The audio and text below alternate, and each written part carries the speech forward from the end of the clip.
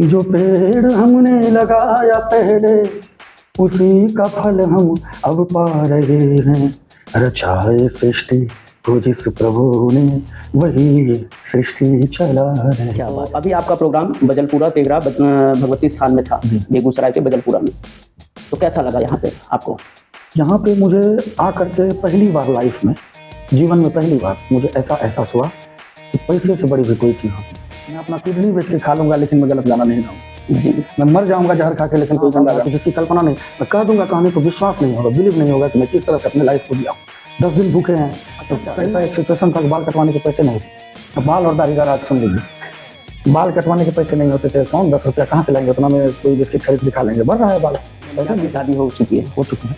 तो मैं अपने दर्शकों से बता दूं, जो उम्मीद लगाए हुए थे वो वैकेंसी क्लोज हो चुकी है। हाँ।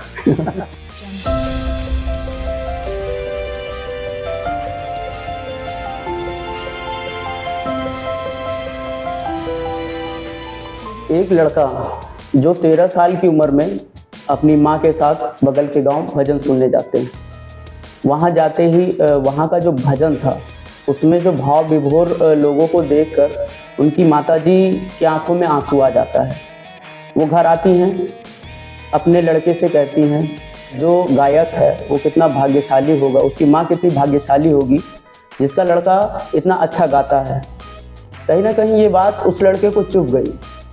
आगे चलकर ये बात उस लड़के को लग गई और आगे चलकर वही लड़का उस मुकाम पे पहुंचा है जिस मुकाम पे पहुंचना हर किसी के बस की बात नहीं होती। बहुत संघर्षों के बाद वो आगे बढ़ा।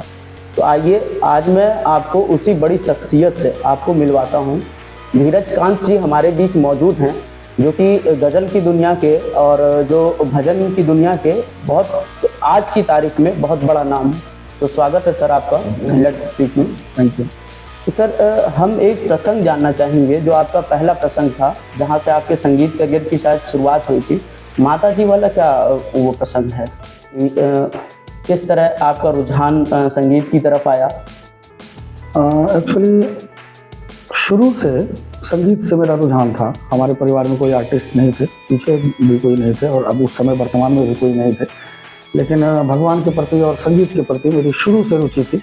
और ये जो माँ की बात आपने कही है, वहाँ से मैं बिल्कुल वन साइडेड हो गया, मुझे यही करना है अब यही। और उसके बाद विकल्प भी मेरे पास यही बचा, क्योंकि सब कुछ ख़त्म हो चुका था, पढ़ाई के लिए कुछ था नहीं हमारे पास। और अगर सच पूछिए तो मजबूरी में मैं इस लाइन में नहीं आया हूँ कि कोई विकल्प नहीं था, क्योंकि मैंने पढ़ाई भी जारी रखा, ग्रेजुएशन भी किया, सब कुछ किया मैंने अपने कॉलेज से। तो रुझान था इसमें मेरा, 100% रुझान था। अभी तक वही पागलपन है, अब कोई कमी नहीं हुई पागलपन में अभी तक। बात संघर्ष की करें तो माताजी आपको ये बात कहने के बाद 1 घंटे बाद आपके हिसाब से खत्म हो गई थी। जी। और लगभग 2 साल बाद आपके पिताजी भी एक्सपायर हो गए। उसके बाद किस तरह का आपका मैनेजमेंट रहा कि घर को भी संभालना है और अपने आप को भी संभालना है? ऐसे सूरत हाल में अधिकतर ये होता है कि रास्ता भटक जाता है इंसान। खुद को स्थिर रखना, जी आपने कहीं जिक्र भी किया था कि इसमें आपकी बुआ जी का बहुत बड़ा योगदान है। सही बात है जी। तो किस तरह का रहा सफर आपका? देखिए, गजल हमारे गुरुजी लिखे थे कि मेरे टूटे घर को हंसकर देख मत मेरे रकीब, मेरे टूटे घर को हंसकर देख मत मेरे रकीब, मैं अभी टूटा नहीं हूँ, एक घर मुझ में भी है। तो मैं खुद घर था, अपना घर भी मैं ही था, मैं भी मैं ही था। तो मुझे खुद अपने आप को मैनेज करना था, तो मेरा घर ऑटोमेटिक मैनेज होता चला गया। मैंने सिर्फ एक ही बातों पर ध्यान दिया। रहने में दिक्कत हुई, कहाँ दिन गुजारा, कहाँ रात की, कहाँ पर रहा, कहाँ कितना दिन रुका, ये मुझे भी पता नहीं है। अब अगर पूछिएगा कहाँ पर कैसे सफ़र का, कुछ दिन जो हमने बुआ के पास गुजारा वो हमारा गोल्डन टाइम था। उसके बाद जो भटकाव की स्थिति शुरू हुई, तो उसके बाद किस तरह से मैंने मैनेज किया, कहीं गए किसी के यहाँ रहे, कभी कहीं रहे, कभी कहीं रहे, उसके बाद से, उसके व्यवहार से, उसके चाल चलन से थोड़ा सा मुझे खराब भी लगता था, फिर भी एडजस्ट करके किस तरह से मैं रहा। तो मैंने जो भी जीवन में किया अपने लाइफ में, मम्मी पापा के बाद, माँ पापा के बाद जो भी मैंने किया सो तो किया ही मैंने। बस एक ही चीज़ पे विशेष ध्यान दिया, अपने चरित्र बल पे ध्यान दिया। क्योंकि ऋषि मुनि, हमारे गुरुजी, हमारे माँ बाप यही कहा करते थे कि धन गया तो कुछ नहीं गया, धन तो 100% चला गया, माँ बाप चले गए, स्वास्थ्य गया तो थोड़ा बहुत गया। माँ बाप जब गए तो खाने पीने में दिक्कत होने लगी, तो स्वास्थ्य पे भी असर थोड़ा पड़ा, फिर भी थोड़ा बहुत गया। जब चरित्र चला जाता है तो सब कुछ चला जाता है। जब सब कुछ चला जाता है तो किसी भी युवाओं को सोचना चाहिए कि जब ऋषि मुनि महात्मा गुरु सब कहते हैं कि चरित्र गया तो सब कुछ गया, यानी कि बात यह है कि चरित्र ही सब कुछ है। अगर चरित्र रहा तो सब कुछ वापस आ जाएगा, और कई करोड़ गुना आज वापस आ गया, कहीं कोई दो राय नहीं है। आज हजारों माताएं हैं, और मेरा लक्ष्य ही यही है कि संसार की जितनी माँ हो सबको लगे कि धीरज जैसा मेरा बेटा होता। एक ही लक्ष्य है मेरा, इसके सिवाय दूसरा कोई टारगेट ही नहीं है लाइफ में मेरा। सभी माँ कहे कि ऐसा ही बेटा मेरा होता, और इसी लक्ष्य को लेके मैं आगे बढ़ रहा हूँ। आपका एक गाना है जिसकी वजह से, जहाँ तक उसका बहुत बड़ा हाथ रहा है आपको मुकाम दिलाने में, एक प्रसिद्धि दिलाने में, कि रचा है इस सृष्टि को जिस प्रभु ने। तो उसका कहाँ से आपको ये आया कि किस तरह का ये क्या आपने लिखा है? नहीं जी, हमारे गुरु जी पंडित फणिभूषण जी महाराज जी बहुत बड़े आर्टिस्ट थे। वो एक आर्टिस्ट थे, कलाकार कह सकते हैं उनको। हम कलाकार नहीं, हम गायक हैं। वो एक आर्टिस्ट थे। वो मतलब एक इतने सुंदर रचनाकार थे जिसकी कल्पना किसी ने नहीं की होगी। अभी तो एक ही गाना उनका वायरल हुआ है, हालांकि यूट्यूब पे उनके लगभग 300-400 गीत हमने गाए हैं, सभी वायरल है, सबको अच्छा लग रहा है, सबको पसंद आ रहा है। तो ये धुन मेरे दिमाग में आया था, फिल्म पर यह धुन था, तो मैंने गुरुजी के पास जाके कहा कि गुरुजी इस धुन पर एक गाना हो जाए। तो वो गुस्साए उस समय कि फिल्मी धुन तुमको दिखाई देता है, प्राइवेट कंपोजिशन करो, ये करो वो करो। फिर भी मैंने पैर पकड़ के कहा गुरुजी, उनका तो काम है कि हम जितना अच्छा कर सकें वो तो चाहेंगे ना कि कोई प्राइवेट हो, कंपोजिशन हो। लेकिन फिर भी उन्होंने कहा कि चलो, एक कागज लिया उन्होंने, 5 मिनट में लिख करके हमको दे दिया। ना उनके डायरी में भी कहीं है 5 मिनट का लिखा है? हाँ, 5 मिनट का लिखा हुआ है। तो गुरुजी 5 मिनट में लिख के दे दिया। तो मुझे लगा कि गुरुजी हमको बच्चा समझ के ऐसे टॉफी दे के बहला फुसला दिया। हमने उस पेज को वहीं का वहीं रखा, डायरी में उतार दिया और वहीं छोड़ दिया। गाया नहीं कभी, लगभग 7-8 साल 10 साल स्टेज पे भी कभी नहीं गाया था, अभी गाता था मैं। उसके बाद मेरे पास आर्थिक अभाव के कारण स्टूडियो, कभी बड़ा स्टूडियो मैंने नहीं देखा है आज तक। नहीं, बड़ा स्टूडियो किसको कहते हैं? जैसे बड़े बड़े लोग आर्टिस्ट जाते हैं स्टूडियो में गाने, बड़ा स्टूडियो मुझे पता नहीं होता भी कैसा है। तो मैंने जुगाड़ से फ़ोन से ही कोई लीड लगा के उसमें जैसे तैसे मैंने रिकॉर्ड करना चालू किया। मैंने कहा कि जब गुरुजी डेथ कर गए, जब शरीर उनका छूट गया, तो उससे पहले मैंने उनसे पूछा था, गुरुजी आप बीमार हैं, हो सकता है कि आपको कोई दिक्कत हो जाए, आप चले जाए तो हमारा क्या हो। गुरुजी ने एक मंत्र दिया। 2 बार गुरुजी पे विश्वास नहीं किया था मैंने, और जब भी विश्वास नहीं किया गुरुजी के बात पर, वही बात गुरुजी का हमारे लिए मंत्र था। अगर मैं थोड़ा पहले विश्वास कर लेता तो और ज़्यादा हम कर सकते थे। तो गुरुजी जाने से पहले बोले कि तुमको जितना आता है बहुत है, तुमको जितना आता है वो बहुत है, तुम उसी को सिर्फ समाज के सामने प्रस्तुत करो और समाज तुमको पसंद करेगी और लोगों को अच्छा लगेगा, लोगों के दिल को सुकून मिलेगा। क्योंकि तुम्हारे हृदय में, तुम्हारे आत्मा में दर्द है, क्योंकि तुम उस दर्द को झेल चुके हो जो कि मुश्किल है सबके लिए, मुश्किल है सबके लिए। तो हमको लगा गुरुजी टाल दिए हमको। कौन गुरुजी कहेगा कि तुम बहुत जानते हो? शिष्य को कोई कहेगा? कोई नहीं कहता। मुझे लगा गुरुजी हमको कह दिया कि तुम बहुत जानते हो, ऐसा तो नहीं कहना चाहिए। उस समय भी संशय हुआ अपने गुरु पर। आपको लगा कि कहीं वो टोंट ना मार रहे हो? हमको वही लगा, सही बात है, हमको लगा टोंट मार रहे हैं। और जब गुरुजी डेथ किए तो लाश जलाने गए, उनका पैर छू के प्रणाम किया। उसी समय गुरुजी को बोले, गुरुजी अब आपका बात मानेंगे। और उसके बाद हम घर गए, और जब घर गए हम तो हमने जुगाड़ लगाया। हमारे भाई हैं एक, सुमित मिश्रा नाम है उसका, और साउंड छोटा सिस्टम, उसका तो छोटा ही सिस्टम था, तो बहुत बड़ा हो गया। उसको मैंने कहा भाई कोई उपाय करो, हमारे पास पैसे नहीं हैं, और पैसा जीवन में भैया मैं कभी भी इतना अभाव रहा मेरे पास, इतना अभाव रहा कि जिसकी कल्पना नहीं। मैं कह दूंगा कहने तो विश्वास नहीं होगा, बिलीव नहीं होगा कि मैं किस तरह से अपने लाइफ को जिया हूँ। 10 दिन भूखे हैं, तो कहीं सो गए, कहीं सो गए, कहीं कुछ। उस समय शिव चर्चा हुआ करता था ज़्यादातर। देखिए अभी भी ये कंगन हाथ में रुद्राक्ष है, हम शिव चर्चा के कारण हम जिए। जहाँ जागो जागो महादेव, हर हर महादेव होता था, पहुँच जाते थे, झाल बजाते थे, मृदंग बजाते थे, नचते थे, गाते थे, कोरस करते थे, वहीं पर पूरी सब्जी खाते थे, फिर चल देते थे। फिर शिव चर्चा कहीं हुआ वहाँ चले जाते, कभी रामधुनी में चले गए। लेकिन ज़्यादातर आपको आपके संघर्षों ने यह इस मुकाम तक पहुँचाया। अगर शायद आप संघर्ष न करते तो आज यहाँ ना नहीं पहुँचते जी, नहीं पहुँचते। तो उसके बाद आपको ये चीज़ ख्याल कहाँ से आया कि जो शब्द आपके गुरु ने लिख के दिया जी, उसको बेजुबान के ऊपर लगा के और उसके बाद ऐसा भाव निकालें कि उसको वायरल कर दे? वही मैं आपको कहने जा रहा था जी। फिर गुरुजी का बात मैंने, गुरुजी बोले थे, मैंने कहा क्या करूं। जितने भी शिष्य थे उनके, कुछ गीत तो कुछ ने गाया भी, कुछ ने नहीं भी गाया।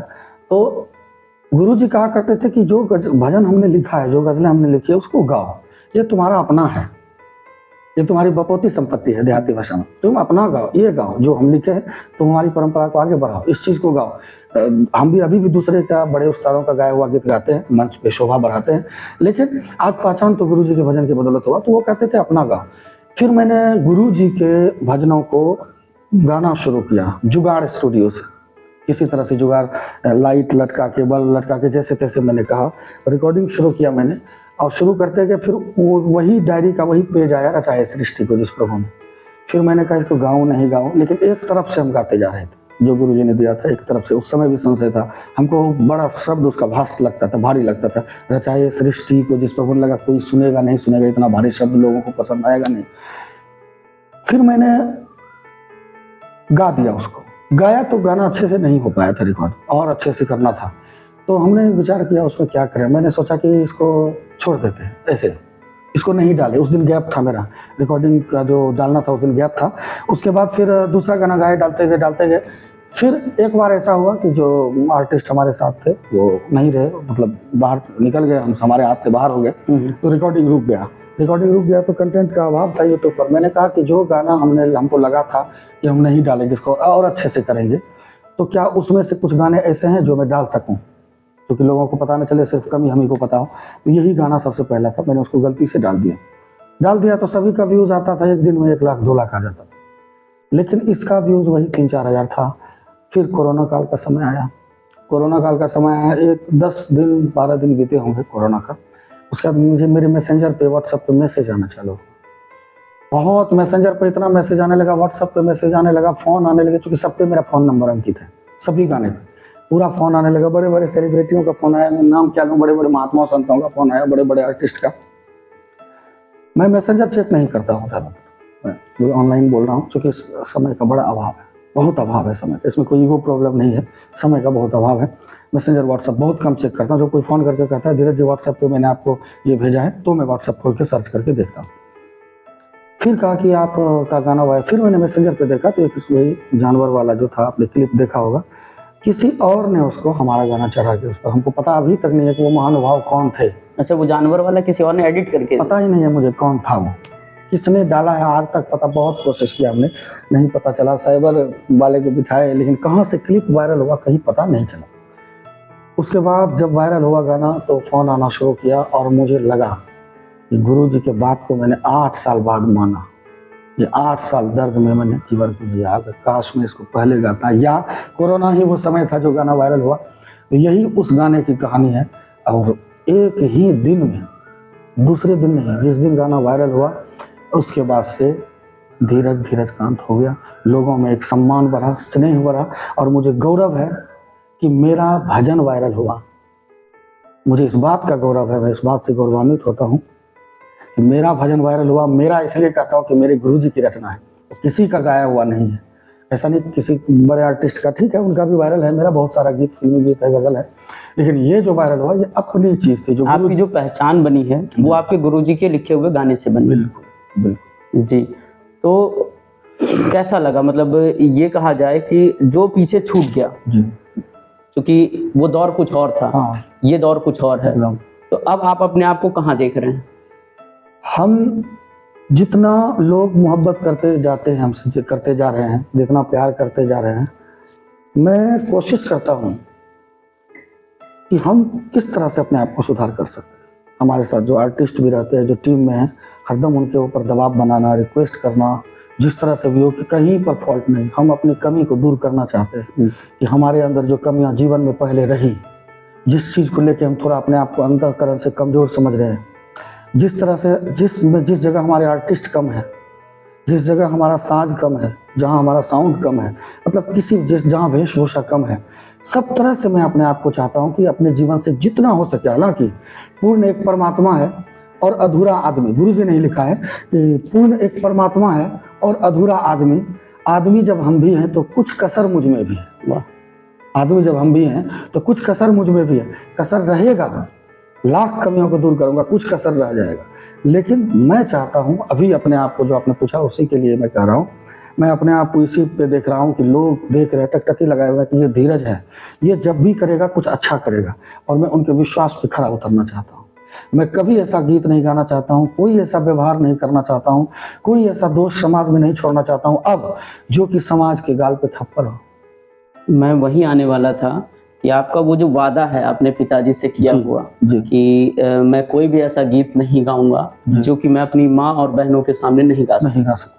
तो कभी ऐसा मौका मिला कि कुछ वैसा, जैसे आज के समय में जो वायरल शब्द है हाँ हाँ वो अश्लीलता से ज्यादा अटैच होता है, जी जी जहाँ अश्लीलता वहाँ वायरल है। जी। तो कभी आपको ऐसा लगा कि मैं कुछ वैसा, मतलब कभी वैसा माइंडसेट हुआ कि एक आध ट्राई करके देखते हैं? गलती से भी माइंड में नहीं आया, गलती से भी नहीं। जिस समय मैं भीख मांगता था उस समय भी मन में नहीं आया मैं अपना किडनी बेच के खा लूंगा लेकिन मैं गलत गाना नहीं गाऊंगा जी। मैं मर जाऊंगा जहर खा के लेकिन कोई गंदा गाना नहीं गाऊंगा। जिस दिन गंदा गाना गाने लगूंगा हमारी टीम के सारे लोग हमसे छूट के भाग जाएंगे। हमारे समाज के हमारे ये सब आर्टिस्ट हैं, हो सकता है सब सुनते होंगे, जितने भाई हैं सबका सुनते हैं सब। हम जिस दिन गाएंगे हमको सब ब्लॉक मारेगा, हमसे उम्मीद नहीं है किसी को। जी। बाय फॉल्ट नहीं गा सकता तुम। तो अभी आपका जैसे प्रोग्राम की बात करें तो लगभग भारत के अलावा और कहाँ कहाँ होता है और कहाँ कहाँ है आगे का जी। प्लान? अभी एक्चुअली हमारा प्रोग्राम नॉर्वे में हुआ, डेनमार्क, स्वीडन गए, उधर से दोहा, कतर वगैरह गए, टर्की, इस्तांबुल गए और थाईलैंड गए हैं। और आने वाले समय में हमारा प्रोग्राम एक कनाडा से भी फ़ोन आया हुआ है। साउथ अफ्रीका जाना था, हमारे सीनियर लीडर हैं टीम के जिनके पास पासपोर्ट नहीं बना था, खड़े हैं अभी यहाँ। तो इसी वजह से हमने थोड़ा डिले किया तो वो कार्यक्रम डिले होता चला गया। तो अब जब गैप होगा तब जाएंगे साउथ अफ्रीका का प्रोग्राम, अगला बुक है। अभी तो आपका समय भी बहुत कम है और आपसे जो बात हुई बहुत कम समय में बात हुई। जी। तो बहुत सारे लोगों को जब पता चला कि मैं आपसे बात करने जा रहा हूँ तो उन्होंने कहा कि एक सवाल जरूर पूछिएगा कि धीरज कांत जी के जो गाने में दर्द है, गले में जो दर्द है जी। एक तो आपका जाहिर सी बात है जो चूंकि शुरुआत से चलता चला आया है उसका दर्द है जी। दूसरा, क्या कभी धीरज कांत जी को प्यार मोहब्बत के रास्ते पे गए हैं? बिल्कुल। देखिए बड़ा अच्छा सवाल किया, मैं चाहता था ये सवाल आप पूछा। बहुत लोगों ने हमको कहा कि, बहुत लोगों ने इस चीज़ को र्यूमर भी फैलाया, कोशिश किया। बहुत लोगों ने क्या किया, कौन कोई स्पेशल आदमी होगा, भगवान उनको अलग से बनाए होंगे, उन्होंने बहुत सारी बातें हमारे बारे में अफवाह फैलाई। धीरज ऐसे बोलता है वैसे बोलता है। अब बताइए आप ही, हमारे माँ बाप थे नहीं, मैं सीधा आपको जवाब दे रहा हूँ इसका, माँ बाप हमारे थे नहीं। प्यार करना तो किसी का भी जन्मसिद्ध अधिकार है, हाँ? एक शायर ने कहा है कि मोहब्बत करो क्योंकि मोहब्बत करना तुम्हारा पैदाइशी हक है, लेकिन एक बार देश की मिट्टी को भी अपना माशूक बना लो। तो मोहब्बत तो देश की मिट्टी से भी होता है। और हम जब प्रोग्राम में कहीं जाते थे, हमारे साथ दिक्कतें क्या आने लगी। देखिए हम कहीं भी प्रोग्राम में जाते थे तो कुंवारे थे, तो खास करके बिहार में ये परंपरा। आपको 1 मिनट के लिए रोकूंगा। कुंवारे थे जो आपने कहा, यानी कि आपकी शादी हो चुकी है? हो चुकी है। तो मैं अपने दर्शकों से बता दूं जो उम्मीद लगाए हुए थे वो वैकेंसी क्लोज हो चुकी है। हाँ जी। क्लोज करने के लिए ही मैंने किया। एक्चुअली जब जाते थे कहीं प्रोग्राम में तो वहाँ पर पकड़ के शादी करने की परंपरा हमारे बिहार में। लड़का स्मार्ट है, पकड़ो शादी कर दो, होनहार है लड़का, आगे अच्छा करेगा, शादी कर दो। 2-3 बार हम दरवाजे मतलब लॉक हो गए थे अंदर, अब शादी हो जाएगी। मेरे माइंड से, विवेक से कि कोई ऐसी लड़की ना आ जाए जीवन में जो कि हमारे जीवन को नर्क बना के रख दे। हम लड़की का दोष नहीं दे रहे हैं, वो हमको समझ नहीं पाएगी हम क्या कर रहे हैं। तो हमने एक आर्टिस्ट से शादी किया। जी जी। तो मतलब जैसे आपका कहीं और जाना होता है, इंडिया के बाहर, भारत के बाहर जाना होता है, तो क्या साथ में जाती हैं? नहीं, वो साथ में कहीं नहीं जाती है। तो उनकी तरफ से कोई शिकायतें वगैरह? शिकायतें तो है, शिकायतें रहती हैं बहुत। किस तरह मैनेज करते हैं? कभी गुस्सा के, कभी प्यार से हाथ जोड़।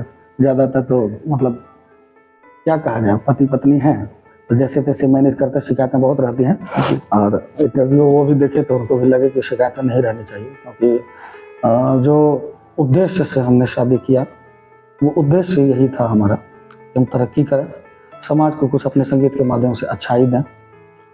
तो शिकायत का इसमें जगह नहीं है। हमको एक्चुअली बहुत कम समय मिल पाता। दर्द यही अब है। एक समय था कि प्यार करने के लिए टाइम ही टाइम था, अब सारा दिन तुम काम करोगे, प्यार कब करोगे वाला बात आ गया है। तो अब प्यार जो है, इतने सारे श्रोता हमारे दुनिया में, इतने चाहने वाले हमारे, तो उनको समय देता हूँ। परिवार को सब कुछ तो उनके लिए है ही, परिवार के लिए समय कम दे पाता हूँ। शिकायतें रहती हैं, ये बात मैं झूठ क्यों बोलूँ। मैं मैम से रिक्वेस्ट करूँगा कि आप सर को थोड़ा सा समझें। और ये चीज़ देखें कि किस तरह ये भी परेशान है, अपने आप को बनाने में थोड़ा बहुत आपको भी एडजस्ट करना पड़ेगा। सही बात है। तो आगे का सफ़र के बारे में कुछ बताएं, क्योंकि आपके पास समय कम है, आप भी निकलना चाह रहे हैं। आगे का सफ़र देखिए, एक्चुअली मैंने आपको वही कहा कि बस यही है हमारा उद्देश्य कि हम कितना अच्छा कर सकें। कभी ऐसा लगा कि हमको गज़ल पे फोकस करना चाहिए, भजन, चूँकि भजन से हमको प्रसिद्धि मिल गई है जी, अब थोड़ा गज़ल पे फोकस करते हैं, हो सकता है बॉलीवुड की तरफ से कोई कॉल आ जाए। और बॉलीवुड की जब बात करते हैं तो एक अनूप जलोटा का प्रसंग आता है आपका। हाँ। तो कहीं ये होता है कि आपको बॉलीवुड से भी कॉल आ रहा है, या आइए हमारे साथ स्टूडियो में शेयर करिए टाइम?